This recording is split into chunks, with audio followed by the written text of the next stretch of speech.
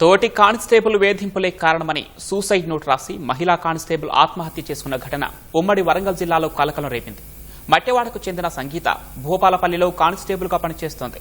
అదే పోలీస్ స్టేషన్లో పనిచేసే మరో కానిస్టేబుల్ శ్రీధర్ రెడ్డి వేధింపులను భరించలేక మానసికంగా కృంగిపోయి ఫ్యాన్కు ఉరేసుకుని ఆత్మహత్యకు పాల్పడిందని కుటుంబ సభ్యులు ఆరోపిస్తున్నారు.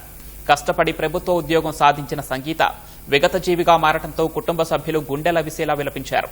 సంగీత 9 ఏళ్ల కుమారుడు అమ్మా లే అంటూ మృతదేహంపై పడి ఏడవటం అందరినీ కలిసివేసింది.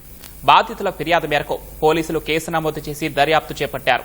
మృతదేహాన్ని శవ పరీక్షల నిమిత్తం ఎంజీఎం ఆసుపత్రికి తరలించారు. సంగీతను వేధింపులకు గురిచేసిన కానిస్టేబుల్ శ్రీధర్ రెడ్డిపై శాఖాపరమైన చర్యలు తీసుకోవాలని కుటుంబ సభ్యులు డిమాండ్ చేశారు. బాంచను మాకు న్యాయం చేయండి.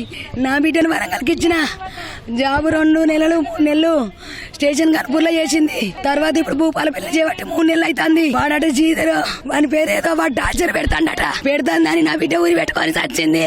నా బిడ్డకు న్యాయం జరగాలి. నేను నా భూమి అంతా అమ్ముకున్న బిడ్డకు జాబు చేయించుకున్నా. స్టేషన్ నుంచి ఇవ్వాలి రాలే, భూపాలపల్లి నుంచి రాలే, కాన్పూర్ స్టేషన్ నుంచి ఇవ్వాలి రాలే, ఇక్కడ మట్టవాడ స్టేషన్ నుంచి ఇవ్వాలి రాలే. అక్క మొన్న నైట్ డ్యూటీలో ఉండే, మార్నింగ్ వచ్చింది. వచ్చినాక ఫోన్ చేసి మంచిగానే మాట్లాడింది. తర్వాతకి మేము మా బావ నేను సేమ్ ఆఫీస్ అనమాట. వెళ్ళిపోయినా మార్నింగ్ 10 o'clockకి, మళ్ళీ 7 o'clockకి వచ్చేసిండు. ఆయన వచ్చేసి ఇంటి చూసేసరికి ఊరేసుకొని ఉందన్నమాట. తర్వాత నాకు కాల్ చేసిండు. మాది పక్కనే ఇల్లు. కాలేజ్ రాగానే నేను కూడా వచ్చేసరికి చనిపోయి ఉన్నది అక్కడ. ఇప్పుడు మా అక్క కానిస్టేబుల్, ఆమెకి న్యాయమే జరుగుతలేదు. తోటి కానిస్టేబుల్ ఆయన హరాస్మెంట్ చేసింది.